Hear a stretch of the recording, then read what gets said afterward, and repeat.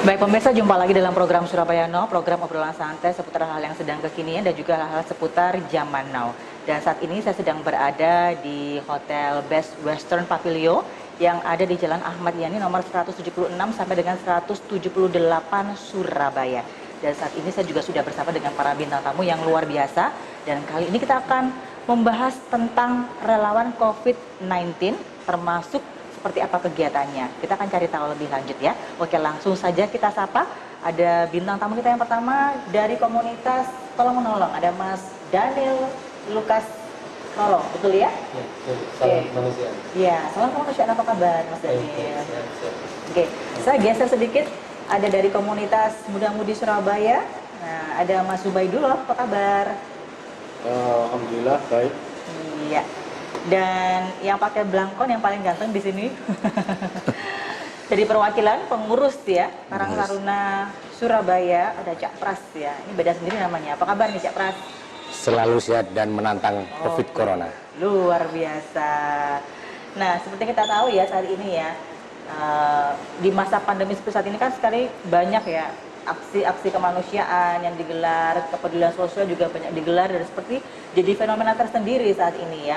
Banyak para relawan yang berasal dari berbagai komunitas juga, perorangan juga, yang semuanya itu seolah-olah seperti ikut tergerak bersama-sama melawan dan juga berusaha memutus penyebaran virus COVID-19 ini, juga membantu para sesama yang sedang membutuhkan saat ini ya, terutama bagi orang-orang yang sedang kesulitan di bidang ekonomi di masa pandemi seperti saat ini. Nah, dari semua relawan yang aktif, diantaranya dari komunitas Tolong Menolong tadi, komunitas Muda-Mudi Surabaya, dan juga tentu saja dari organisasi Karang Taruna Surabaya. Sebelum kita cari tahu lebih lanjut seperti apa sih sebenarnya kegiatannya di masa pandemi seperti ini, saya ingin tahu dulu profil dari masing-masing komunitas dan juga organisasi, boleh ya?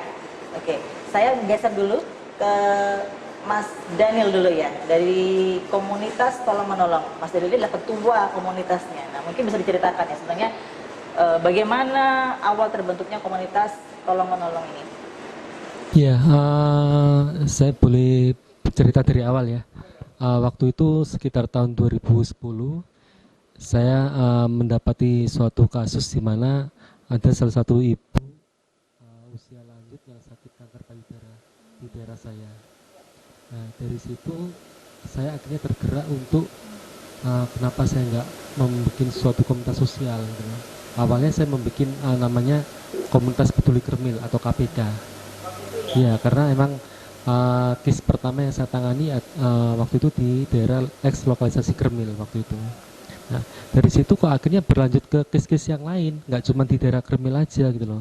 Sehingga akhirnya tahun 2011 saya mendirikan suatu komunitas yang saya namakan Komunitas Tolong Menolong. Gitu loh.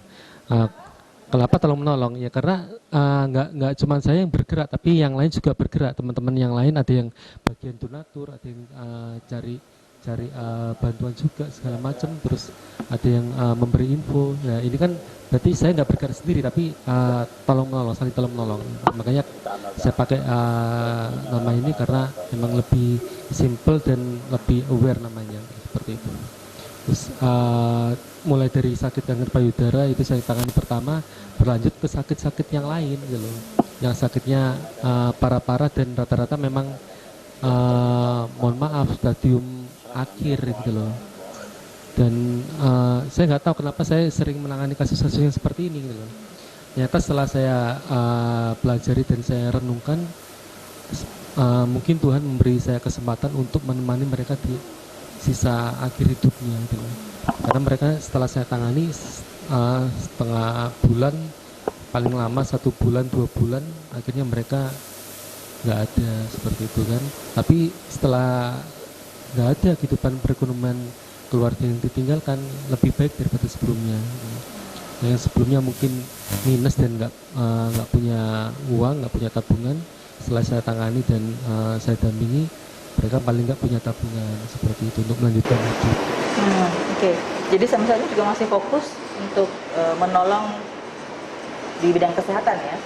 Nggak cuma kesehatan, pendidikan juga dan banyak hal. Pokoknya intinya yang saya rasa case ini nggak bisa ditangani oleh yang lain, saya bisa nangani bersinergi juga sama yang lain juga. Tahu dari mana case-case seperti itu? Biasanya dari banyak dari wartawan juga yang tahu eh, apa aktivitas saya selama ini. Mas, ini ada anak yang sakit ini, ada ibu yang sakit ini gitu. Oke, tolong kirim fotonya gitu. Terus gimana kejadiannya? Setelah itu saya lihat fotonya, saya lihat kronologi kejadiannya. Oke, saya survei ke sana. Seperti itu saya survei, terus saya lihat kondisinya memang real seperti yang di info awal. Saya minta izin ke pihak keluarga, saya dampingi untuk proses selanjutnya, karena memang rata-rata sebelumnya belum mendapatkan penanganan untuk kesehatan khususnya ya. Mereka belum opname, belum mendapatkan penanganan kesehatan. Akhirnya saya dampingi, mereka bisa mendapatkan penanganan untuk kesehatan. Tapi biasanya saya awali dengan saya ekspos dulu ke media gitu loh. Karena sepertinya cara ini lebih efektif untuk bisa mendapatkan tanda kutip perhatian dari pemerintah bahwa ada case yang urgent dan butuh segera ditangani. Seperti itu. Akhirnya melakukan penanganan kesehatan di rumah sakit BPJS atau dulu SKTM segala macam, mereka dapat penanganan kesehatan. Jadi pemerintah harus membantu ya dengan mengcover biayanya free gitu ya? Free, tentunya melalui media juga yang mengekspos itu. Jadi ya mohon maaf, cara-cara seperti ini saya tempuh karena memang ini lebih efektif untuk tanda kutip menarik perhatian pemerintah supaya bisa lagi cepat mendapatkan penanganan seperti itu. Karena memang rata-rata yang donasi juga akhirnya dari media kan diberitakan segala macam, banyak yang tergerak karena memang case-case yang tangani memang saya lebih ke case-case yang khusus gitu loh, yang tidak tanda kutip tidak umum, seperti matanya kena tumor segala macam, terus kanker payudara, terus yang terakhir ini mohon maaf ada bayi yang wajahnya rusak itu ternyata warga Surabaya juga punya kepedulian yang sangat luar biasa, punya hati yang dermawan. Akhirnya sama-sama mereka bergerak terus mengulurkan bantuan dan bisa sama-sama membantu untuk case-case yang saya tangani seperti itu. Menarik sekali ya. Oke, mungkin saya geser lagi ke komunitas Muda-Mudi Surabaya. Mas Ubaidullah, mungkin bisa diceritakan sedikit ya, gimana awal ceritanya terbentuknya dari komunitas Muda-Mudi Surabaya ini? Kalau komunitas Muda-Mudi Surabaya ini memang sebenarnya kita bergerak di lingkungan. Kita di pengolahan sampah, lingkungan yang kotor. Kenapa saya bersama teman-teman membentuk komunitas Muda-Mudi Surabaya? Kita bertujuan mengajak yang muda itu juga peduli terhadap lingkungan. Kita masih 1 tahun. 1 tahun bentuk grup WA tapi Pak. Kita 5 bulan kesininya itu baru kita gerak dengan program besar kita menjadikan salah satu kampung itu menjadi kampung edukasi berbasis masyarakat. Jadi kita tampak ke pemerintah. Jadi kita teman-teman komunitas ini menggalang dana untuk membiayai program kita. Mulai bertanam, pengolahan sampah, mulai popok bekas itu juga kelola. Jadi pemberdayaan lingkungan ya? Ya. Dan visi kami karena bukan hanya di lingkungan, karena kita punya visi itu bergerak dan bermanfaat untuk semua. Jadi tidak hanya manusianya, tapi lingkungannya. Semua ciptaan Tuhan sebisa mungkin kita untuk bermanfaat bagi mereka. Gitu. Dan di salah satu misi kami itu ada pemberdayaan masyarakat. Jadi ketika kita melihat masyarakat itu ngomong sampah, terus kita ajari untuk mengelola sampah, terus diapakan? Oh, jadi dari sisi ekonomisnya ya? Iya. Di situ. Dan kalau yang masalah konflik ini memang dasarnya memang kami ini di berbagai komunitas itu kita masuk di KMS. Saya juga di relawan bencana. Jadi jiwanya ketika ada masyarakat yang membutuhkan, kita langsung geradak, kita siap untuk bergerak. Boleh. Nanti kita akan bahas lebih lanjut ya, di segmen yang kedua lebih dalam lagi ya, seputar kegiatannya di masa pandemi ini ya, dari komunitas Muda-Mudi Surabaya. Selanjutnya saya geser nih ke Cak Pras ya. Kita tahu bahwa organisasi Karang Taruna Surabaya ini sudah pasti banyak yang tahu gitu ya. Nah, sebagai seorang pengurus sendiri sebenarnya mungkin sedikit banyak tahu ya sebenarnya sudah ada sejak kapan sih sebenarnya secara histori? Kalau histori sebenarnya sih kita sebagian dari pilar-pilar sosial yang ada di dinas sosial, dari Kementerian Sosial juga. Kita nggak ambil jangka panjang lah, kita ambil yang lingkup yang lebih kecil Surabaya. Saya juga terima kasih sama senior-senior ini yang bagian besar itu menginisiasi kami untuk itu. Luar biasa ini. Kalau kita memang di satu sisi kita belum ada inovasi, tapi beliau-beliau ini menginovasikan dirinya sendiri untuk bermanfaat untuk masyarakat. Kalau kita memang kita bisa menginisiasi itu memang dari produk-produk kami sebagai pilar-pilar sosial. Jadi selama ini pilar sosial yang maaf kalau kita ngomong pemuda yang sering dibilang itu baper, dosanya kita pemuda berperan, bukan baperan. Oh, gitu ya. Satu tagline, Berperan ya. berperan bukan baperan. Salah satu program-program di COVID ini, saya pribadi memang salah satu ketua Satgas COVID-19 Kecamatan Mongromo, dan saya bekerja sama beliau-beliau ini. Satu produk kita adalah memakai cairan organik dari Cak Ubed dan donasi dari Cak Daniel. Kita bersinergi. Bersinergi ya. Kita bersinergi. Jadi selama ini program yang kita lakukan memang berpedoman pada masyarakat. Jadi tugas kami sebagai pemuda itu sudah saatnya kita untuk unjuk diri.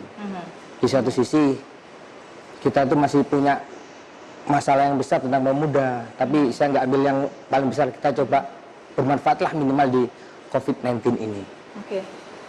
Menarik sekali, kita kan bahas lebih lanjut nanti di segmen kedua. Nah, ini kembali lagi ke komunitas tolong menolong ya.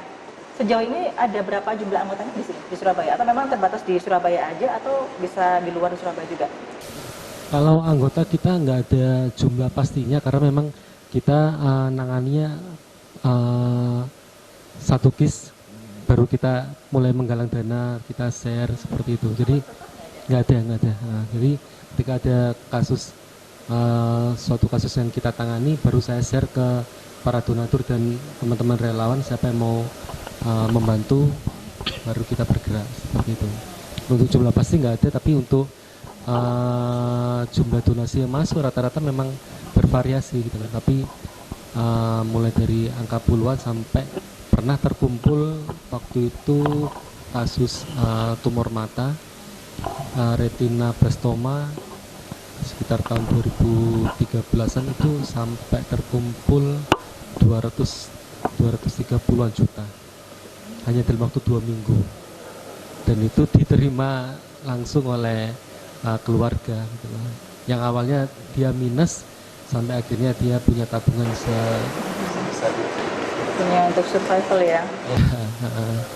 Dan itu terkumpul dalam waktu 2 minggu melalui Facebook sama BBM. Waktu itu belum ada WA. Memang saya melihat memang sebetulnya warga Surabaya ini punya tingkat kepedulian dan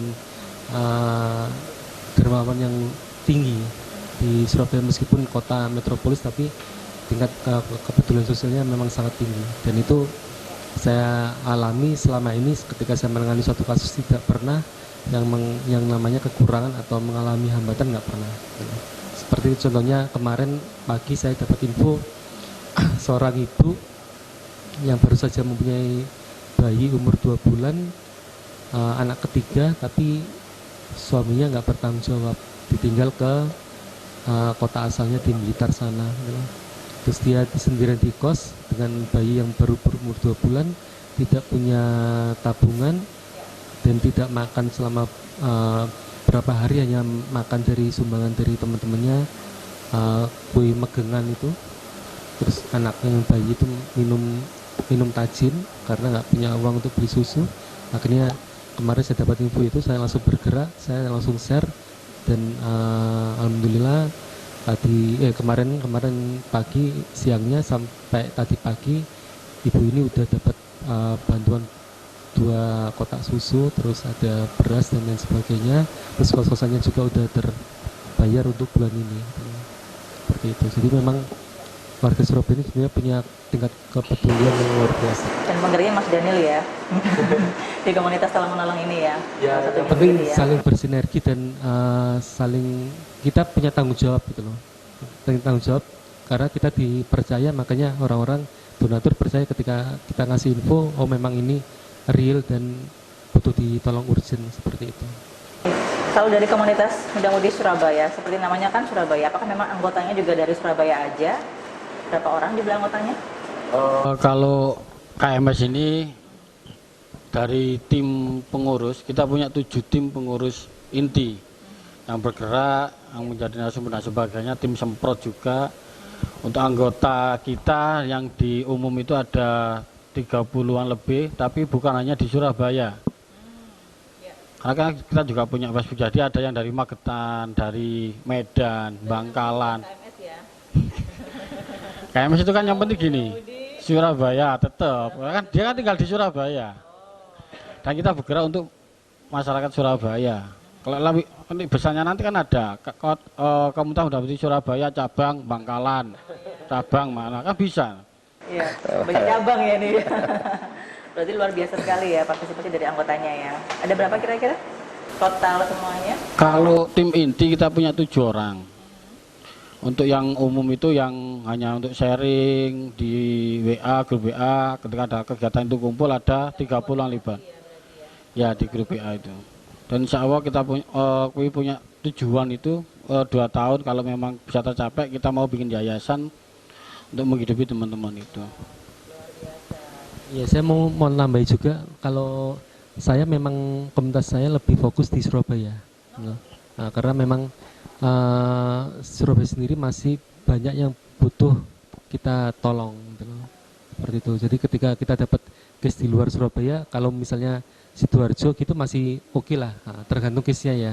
Tapi kalau udah di luar itu kita nggak mohon maaf belum bisa membantu karena memang kita fokus ke satu pendampingan sampai selesai gitu loh. Dan itu sampai dari awal sampai selesai gitu loh. Nggak hanya cuma membantu sesaat tapi sampai berkelanjutan sampai akhirnya benar-benar selesai. Iya. Oke, luar biasa. Kita break sebentar ya. Sudah ada yang kasih tanda soalnya. Kita akan kembali lagi pemirsa setelah jeda pariwara berikut, tetap di Surabaya Now.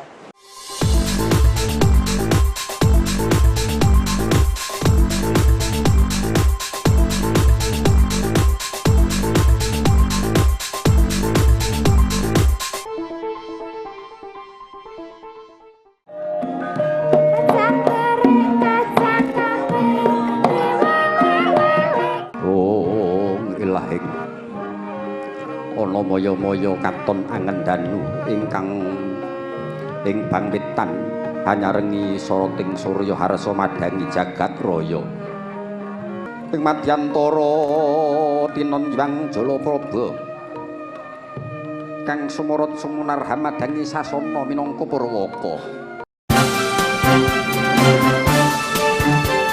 Oke, apa kabar pemirsa Telu KM? Kembali hadir bersama saya Hendra di Telu KM, dan seperti biasa Telu KM kita akan membahas tentang UKM-UKM yang ada di Surabaya dan di sekitarnya. Ini adalah karya-karya dari teman-teman yang ada di sini dari Wistara Batik ya.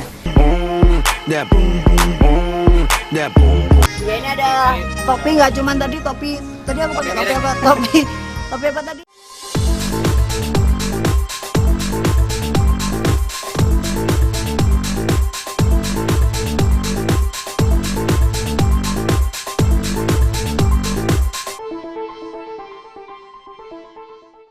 Baik pemirsa, kita masih bersama-sama di Surabaya Now, dan kita akan masih lanjutkan lagi perbincangan seru kita bersama dengan teman-teman dari komunitas Tolong Menolong, komunitas Muda-Mudi Surabaya, dan juga dari organisasi Karang Taruna Surabaya. Saya mau ke Cak Pras dulu. Tadi kan saya dengar Cak Pras adalah Ketua Satgas COVID-19 Kecamatan Wonokromo ya, betul ya. Nah, selama masa pandemi ini sebenarnya kegiatannya apa saja sih sebenarnya? Kalau kita ngomong kegiatan dari teman-teman Kecamatan Wonokromo, itu luar biasa. Tapi tetap saya pribadi atas nama Ketua Satgas itu berterima kasih sama teman-teman Karang Taruna Kecamatan Wonokromo yang bersinergi sama Tagana, sama KMS, sama komunitas Tolong Menolong. Kita bersinergi. Porsinya 1. Jadi setiap Jumat, Sabtu, Minggu, Senin kita adakan semprot Penyemprotan disinfektan ya? disinfektan. Dan di situ aksi nyata buat kita. Yang selama ini Karang Taruna hanya berperan sebagai 17-an Agustus. Nah, kita rubah. Syukuran ya. Kita rubah menjadi ini loh Karang Taruna. Ini loh sosial. Bahwa Karang Taruna itu bukan hanya 17-an. Kita coba merubah mindset itu minimal di kampung-kampung yang terlalu besar pandeminya. Oke, kalau kita ngomong pandemi COVID-19 ini, Wonokromo merupakan zona merah tua, bukan orang udah merah tua. Berarti paling parah di Surabaya ya? Nomor 2 sekarang. Oh, nomor 2 sekarang. Yang Dan pertama? kita itu Yang pertama kecamatan mana? Kembangan, Oh, Kembangan. paling tinggi Kembangan, kedua Wonokromo. Kita itu waktu nyemprot juga kita nggak asal-asalan nyemprot. Jadi yang terindikasi itu banyak yang positif, kita kurangi. Kita nggak ke arah situ, minimal yang di luar situ. Soalnya kalau kita ke arah situ, kita memang gada ke depan untuk penyemprotan, cuma resikonya terlalu besar, kita minggir sebentar gitu. Oh, jadi yang disemprot malah untuk wilayah-wilayah yang belum menjadi zona merah. seperti Zona itu? merah. Oh, Nah, selain itu kita bersinergi sama teman-teman lain untuk open donasi itu. Yang luar biasa kemarin tuh waktu kita itu di Jagir untuk orang cacat itu, kita tuh memberikan donasi itu ke mereka itu, kita tuh udah seperti malaikat. Rumahnya menangis dia. Berarti dia tuh udah berharap apa yang kita berikan. Cuma potensi itu sangat kecil buat kita. Ini paling kecil yang kita bisa berikan. Mungkin ada yang lebih besar lagi, saya nggak tahu saya. Cuma porsinya 1. Penyemprotan setiap Sabtu, Minggu, Senin itu kita tetap pakai obatnya dari KMS juga, donasinya dari komunitas tolong menolong. Kita berperan aktif, membuktikan bahwa ini loh Karang Taruna masih ada. oke. Kita coba untuk memilah sedikit yang konon katanya Karang Taruna hanya sekedar 17-an, kita rubah. Bahwa kita masih bisa dan kita mampu untuk berkarya untuk masyarakat, umumnya untuk negara dan bangsa ini. Tapi itu semua untuk semua kecamatan di Surabaya ya? Atau gimana? Kalau kita memang lebih luas, memang tidak ada di Kenjeran, terakhir kemarin di Tandis ya Mas ya, yang kita kerjasama sama beliau-beliau ini, ketunanetra itu ya, ketunanetra itu kita kerjasama. Alhamdulillah kemarin tuh yang di Tandis tuh ketua Karang Taruna Kota Surabaya, Mas Fuad hadir sebagai pengakuan diri bahwa Karang Taruna masih ada prosesnya untuk masyarakat Surabaya. Ikut berperan aktif juga gitu ya dalam melawan gitu ya, dan juga Berperan aktif. virus COVID-19 ini ya. Minimal sebagai satu agen sosial yang membantu sekecil kekuatan kami aja lah. Kita nggak ngomong lebih besar, nggak. Ini yang bisa kita berikan. Minimal kebutuhan mereka, minimal 1 hari kita bisa berikan lah dalam bentuk santunan. Ya nggak banyak, nggak perlu banyak, tapi minimal itu aktif kita di situ.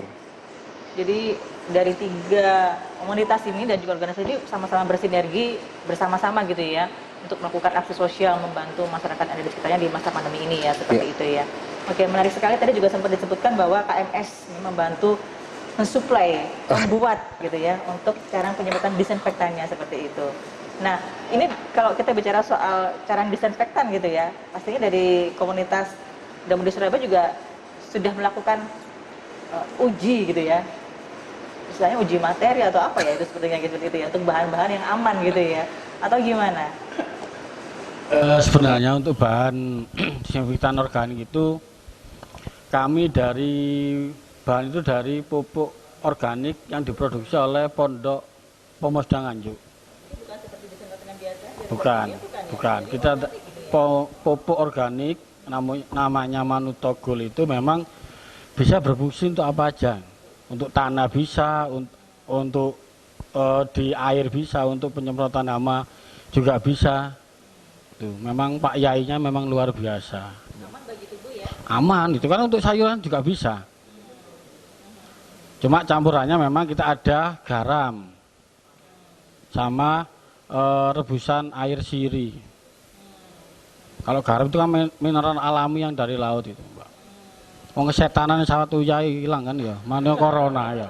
Ben guyu gak tegang, Mbak. Ya. Virus kan setannya hilang kok. Iya. Jadi memang kita mengaplikasikan produk dari Pondok Pomosda karena memang KMS ini kiblat kita untuk bercocok tanam memang dari Nganjuk. Itu semua organik, Pak. Jadi memang sudah diuji dan dari pondok itu memang melakukan penyemprotan itu sebelum COVID ini sudah melakukan untuk hama yang ada di pekarangan mereka gitu. Itu. Dan untuk KMS sendiri untuk masalah COVID ini kita memang alhamdulillah itu punya 3 alat. Itu kita semua diberi. Kita tidak mampu beli, Mbak. Kita ada teman-teman dari semprot.com itu kita dapat hasil dari situ, ada dari salah satu pengusaha teman saya dan kemarin dapat bantuan dari Bu Aning Dewan PKS itu kita punya 3 alat dan siap dipinjamkan kemana-mana tanpa bayar alias gratis sama bahan desinfektannya. Monggo kalau masyarakat mau pinjam bisa ke kami. Menghubungi di mana nih? Bisa disebutkan? Di 0838 744 22752. Gratis sama bahannya. Yang penting percaya niat kita untuk Surabaya. Ya, betul. Kalau dari komunitas tolong menolong sendiri, tadi kan katanya juga bersinergi. Ini lebih bergerak di masalah donasinya ya, seperti itu ya? Pengumpulan dananya juga ya? Betul, ya seperti yang saya ceritakan tadi, saya kemarin dapat info soal ibu yang nggak punya uang, karena memang kondisinya pandemi seperti ini, dia sebelumnya dapat bantuan dari saudaranya yang kerja di Malaysia dan di luar kota sana, dapat kiriman, tapi karena kondisi seperti ini akhirnya pihak saudaranya nggak bisa mengirimkan lagi gitu loh. Terus kita dapat info itu, terus kita langsung bergerak untuk membantu ibu ini. Terus termasuk kita udah hampir 2 minggu ini, 3 minggu ini kita bagi-bagi masker, lalu hand sanitizer, ya masyarakat umum, nasi bungkus, lalu kita juga bagi topeng masker, face shield mask itu yang khusus untuk tenaga medis kalau yang itu. Terus kita juga bagi beras juga, terakhir kemarin ke difabel juga, ke Tandes bersama-sama teman-teman Karang Taruna dan KMS juga. Terus tadi pagi kita juga bagi masker di pasar tradisional. Udah berapa kali ini kita ke pasar tradisional karena kita melihat memang banyak penjual yang belum memakai masker gitu loh. Kalaupun mereka memakai masker kondisinya udah lusuh gitu loh. Padahal seharusnya mereka memakai masker ini supaya bisa melindungi diri sendiri dan supaya mereka ketika menjual dagangannya nggak menularkan, misalnya dia punya virus itu nggak menularkan ke barang dagangannya dan akhirnya pembelinya tertular seperti itu. Itu yang kita lebih giat untuk akhir-akhir ini karena menjelang PSBB kan. Nah, kita harus segera membagikan masker ke masyarakat karena memang kami menurut pengamatan kami belum semua masyarakat warga Kota Surabaya mempunyai masker. Nah, seharusnya menjelang PSBB ini diberlakukan, masyarakat harus punya masker semua gitu loh. Nggak cuma 1, paling nggak harus ada 2, gitu, minimal 2, supaya ada cadangannya ketika lusuh atau kotor bisa ada cadangan satunya seperti itu. Jadi harapan kami memang sebelum PSBB berlaku di Kota Surabaya, masyarakat semuanya harus punya masker lebih dari 1. Gitu. Dan fokus kami selama beberapa hari ini memang bergerak ke pasar-pasar tradisional supaya pedagang ini punya masker. Oke. Sebenarnya secara pribadi, Mas Daniel sendiri apa sih yang membuat Mas Daniel ini tergerak ikut membantu gitu ya sesama di masa pandemi? Ya karena memang udah panggilan hati nurani saya Mbak. Mulai tahun 2010 yang lalu, udah 10 tahun ini saya punya panggilan ke arah sana gitu loh. awal-awalnya saya menolak gitu loh panggilan ini gitu loh. Kenapa harus saya gitu loh. Ketika KIS pertama kali yang saya tangani seorang ibu parubaya yang sakit kanker payudara, itu saya sampai 2 hari nggak bisa makan, Mbak. Kepikiran terus, dan apalagi lihat kondisi yang seperti itu, yang mohon maaf sampai payudaranya berlubang dan ada belatungnya, itu membuat saya 2 hari nggak bisa makan gitu loh. Nah dari situ kok ketambahan lagi penyakit parah yang lainnya, seorang anak SD, terus belum lagi yang lain. Itu saya sempat protes, kenapa harus saya gitu loh, kenapa nggak yang lain gitu loh, seperti itu.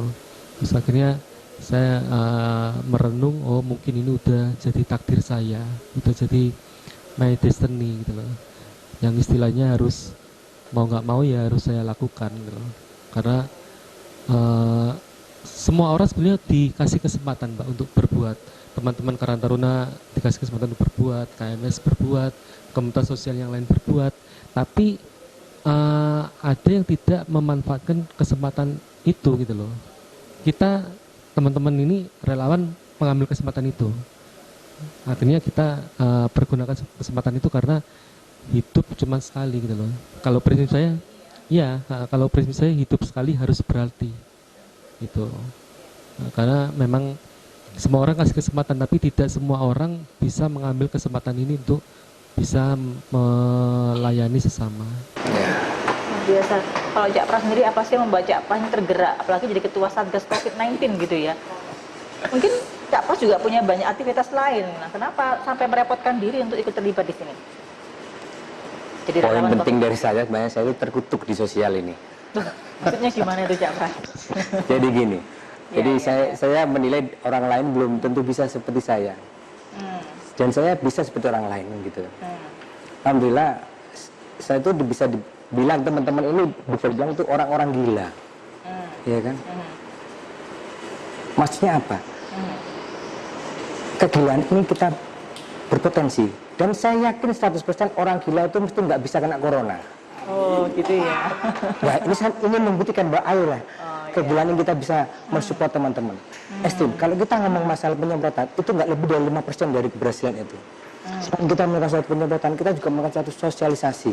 Terus apa yang dikatakan oleh Cak Ube tadi, masalah garam, loh setan aja bisa loh hilang. Dan orang Surabaya itu musuhnya setan. Setan aja dimakan kan?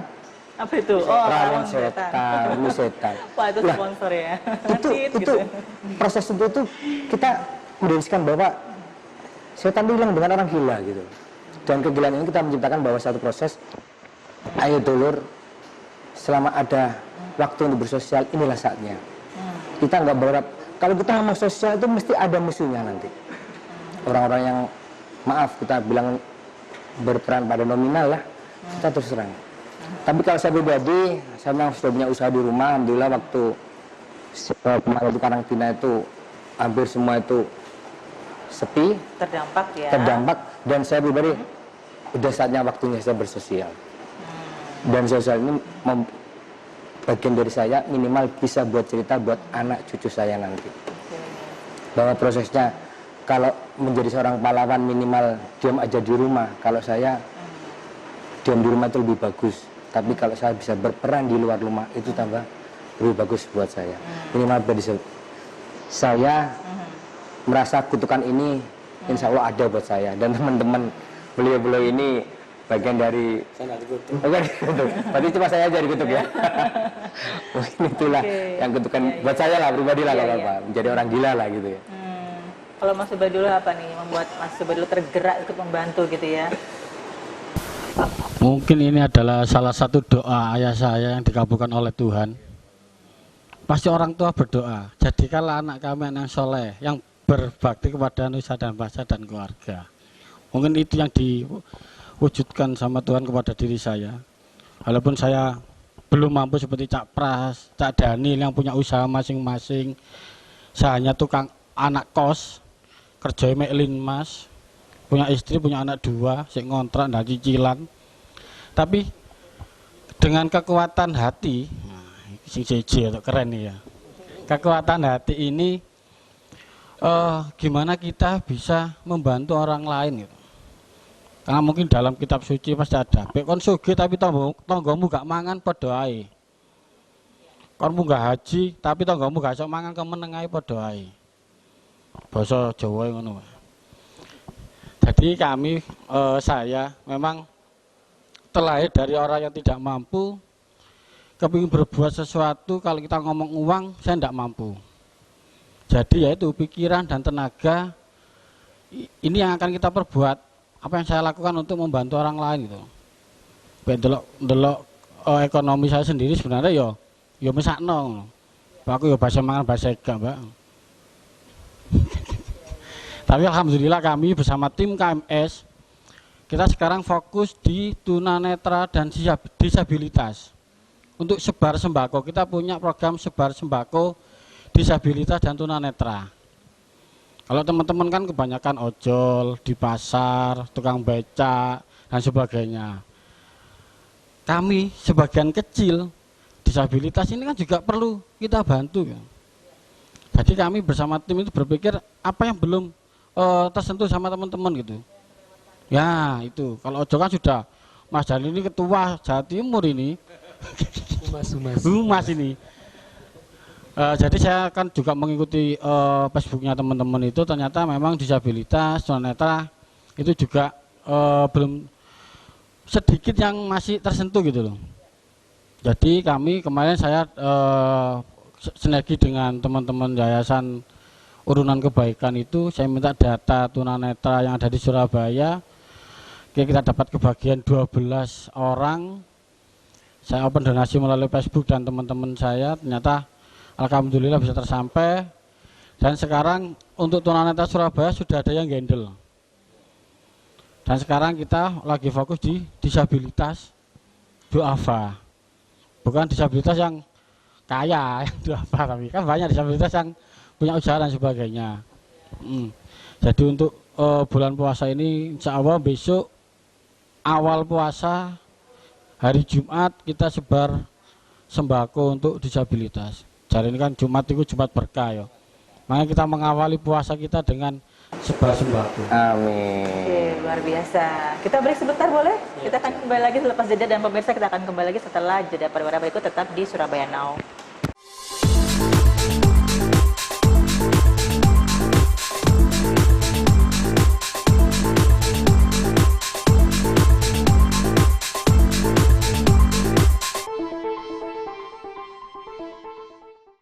Selamat pagi, khususnya pencinta sehat dan bugar. Pagi hari ini saya, Ami, akan mengajak pemirsa beraerobik ceria.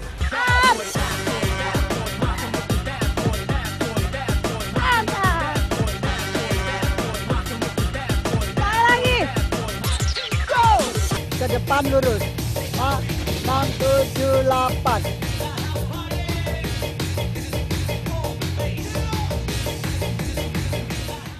Berseru memanggil namanya, berdoa dia akan segera menghampiri dirimu.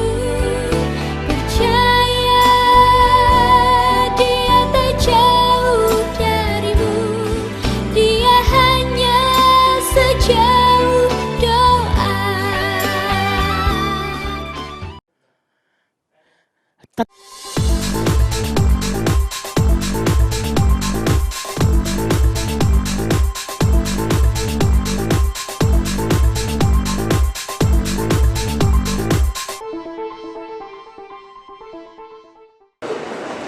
Baik pemirsa, kembali lagi dalam Surabaya Now, dan kita masih lanjutkan perbincangan kita di kesempatan kali ini.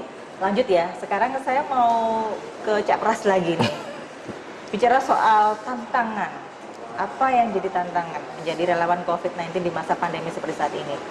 Keluarga mendukungkah atau keluarga tidak mendukung? Karena kan ada resiko yang lumayan besar ya. Bisa-bisa tersentuh langsung dengan orang yang tidak jelas ya, riwayatnya gitu kan. Udah terpapar atau belum, seperti itu. Tantangannya apa? Ya, kalau tantangan saya pribadi saya bukan dari keluarga sih, tapi dari orang luar. Semua kita hampir tiap hari itu melakukan suatu penyemprotan desinfektan. Ya ujung-ujungnya itu orang lain mandang, oh itu proyekan. Oh, benar. Ya, dari image ya. Image-nya itu bahwa itu proyekan itu ada buat kami. Cuma saya pribadi saya nggak mau menanggapi itu. Jadi kalau saya menanggapi itu energi positif saya berkurang.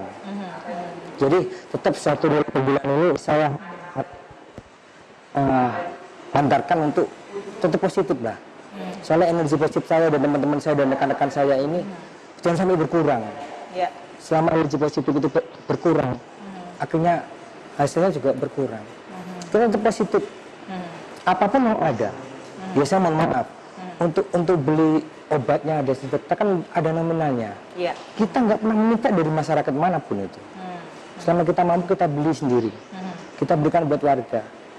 Cuma selama nilai positif kita berkurang gara-gara energi negatif dari teman-teman dan orang-orang lain yang belum mengenal kita, saya mohon maaf. Nggak mungkin saya tanggapi itu. Ya. Selama saya bisa bekerja untuk masyarakat Surabaya minimal Wonokromo pada khususnya, itulah saya.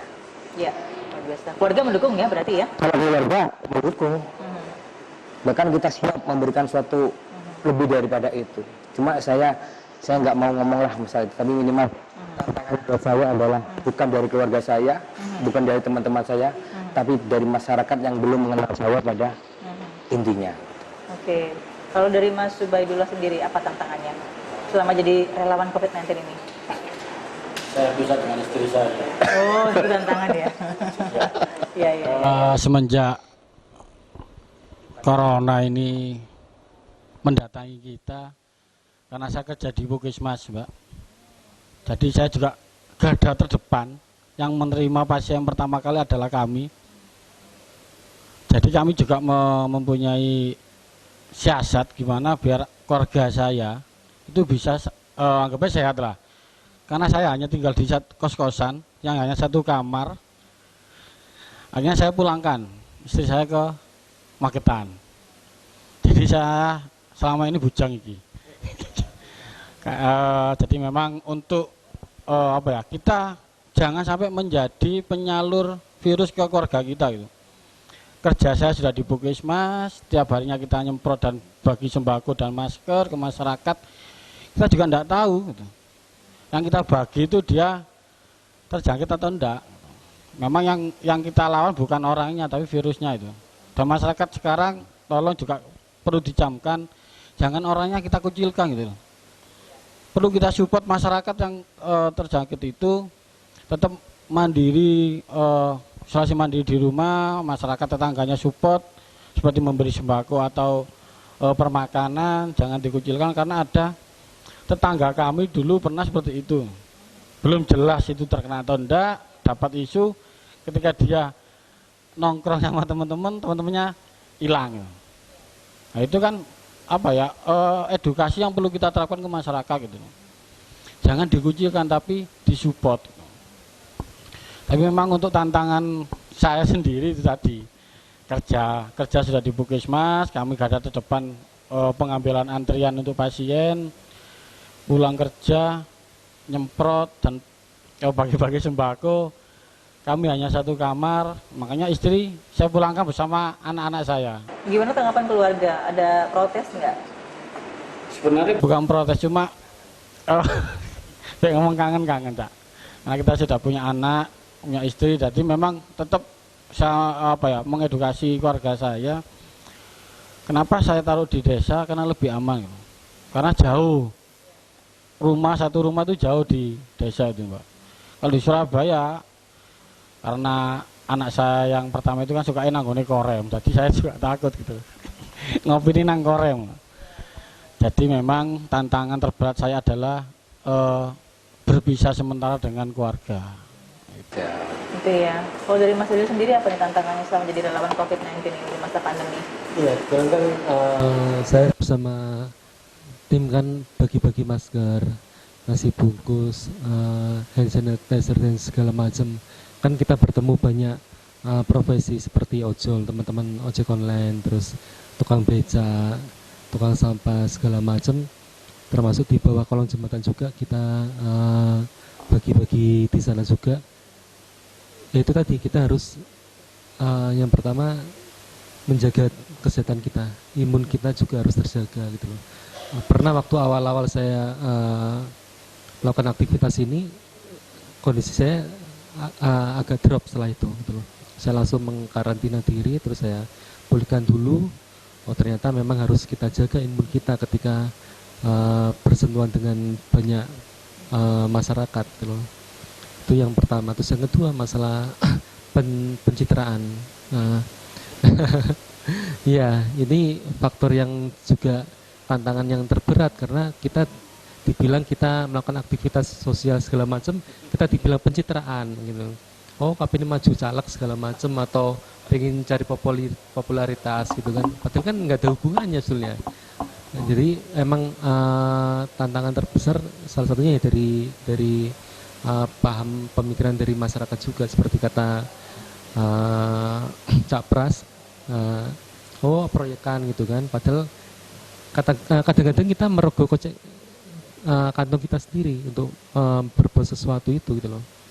Nah kebetulan saya memang ada beberapa donatur yang siap support ketika saya menangani suatu kasus atau seperti sosial seperti ini. Ada beberapa donatur yang siap support setiap saat. Jadi kadang-kadang kita dibilang pencitraan padahal enggak juga gitu loh. Seperti itu. Terus termasuk kita juga mempublikasikan ke media juga. Terus kita dibilang pencitraan padahal itu kan salah satu bentuk tanggung jawab kita ke donatur bahwa kita udah melakukan aktivitas seperti ini. Tuh. Terus yang lain ya masalah pertanggungjawaban keuangan juga gitu loh. Kita tantangan yang terbesar itu karena sekali kita cacat untuk melakukan suatu aktivitas sosial kita nggak dipercaya lagi. Tapi alhamdulillah puji Tuhan 10 tahun ini donatur masih mempercayakan ke saya untuk berbuat sesuatu dan menggalang dana ketika suatu kasus kita tangani. Keluarga mendukung nggak? Kan ada resiko juga ya, bertemu dengan banyak orang, resiko terpapar juga besar.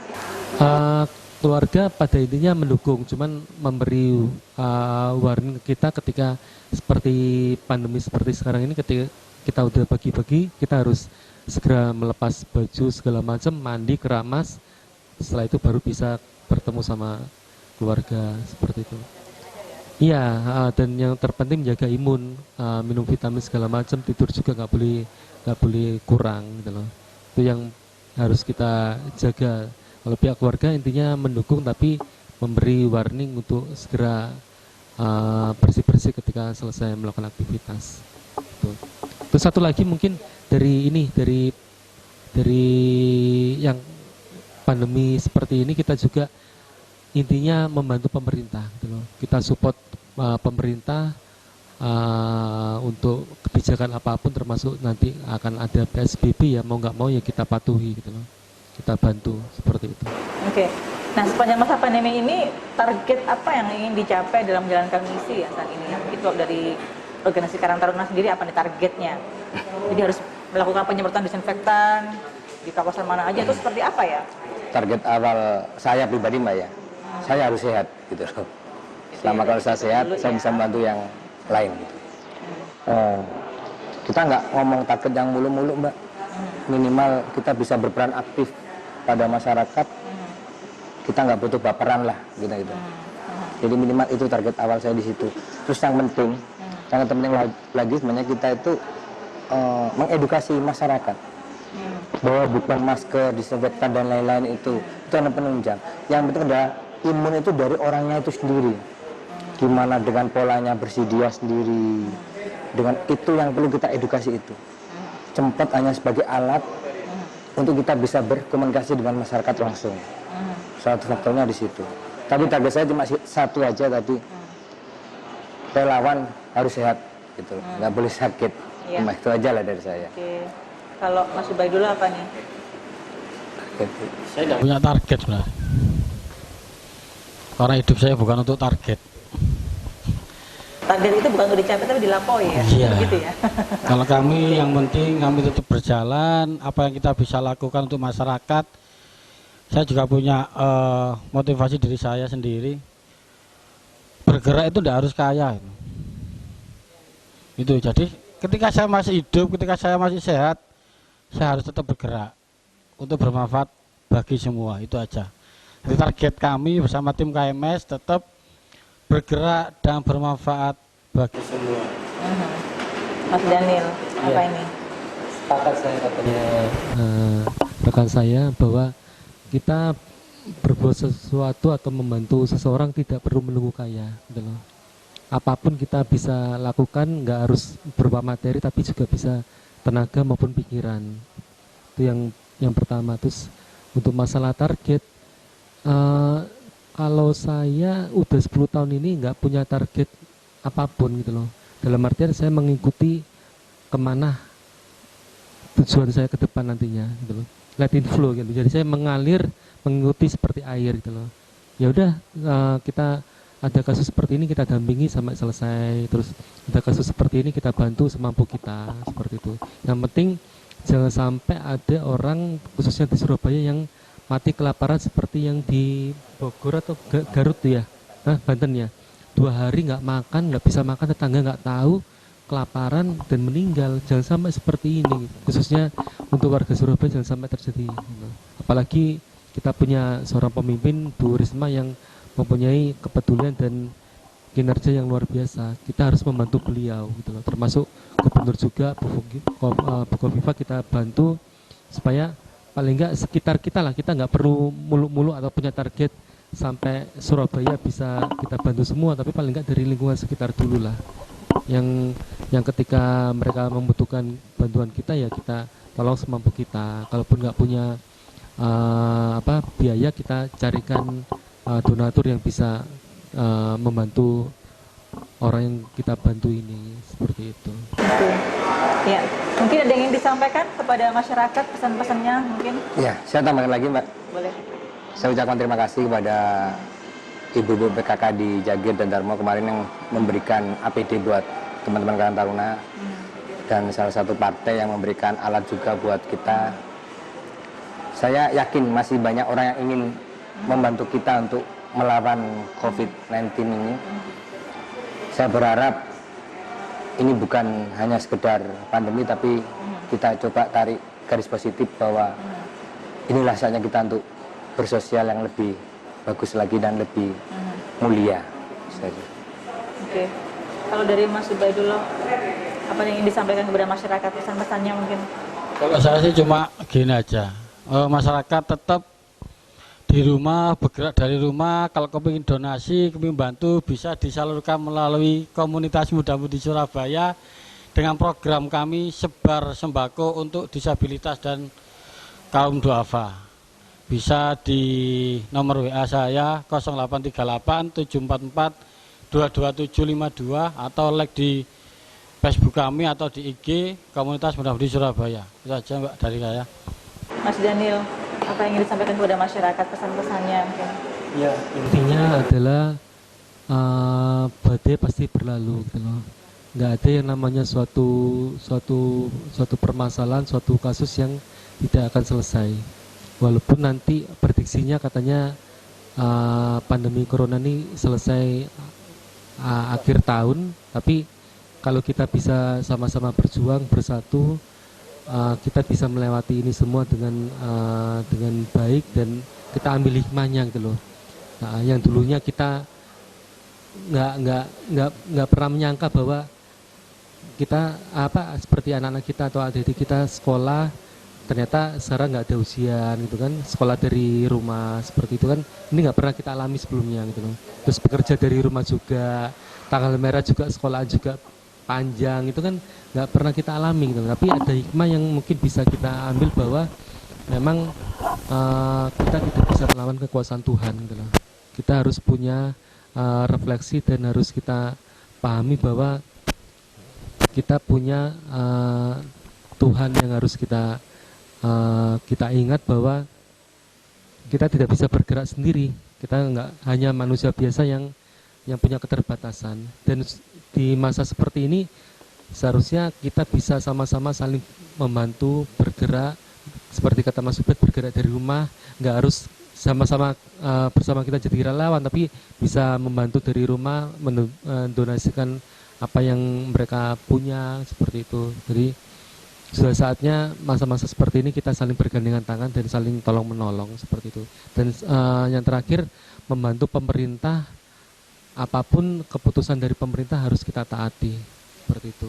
Jangan sampai kita menjadi warga yang tidak taat pada pemerintah, karena apapun keputusan pemerintah pasti itu yang terbaik, seperti itu. Pastinya begitu ya. Baik, terima kasih Mas Daniel, Mas Ubaidullah dan juga Cak Pras sudah hadir di Surabaya Now. Terima kasih juga sudah menginspirasi kita semua di sini ya, menginspirasi pemirsa yang ada di rumah pastinya. Dan terima kasih juga untuk Best Western Patrio Hotel sebagai fasilitator tempat. Dan demikian Surabaya Now untuk edisi kali ini, saya Faryami mohon pamit. Kita ketemu lagi minggu depan. Salam Surabaya TV.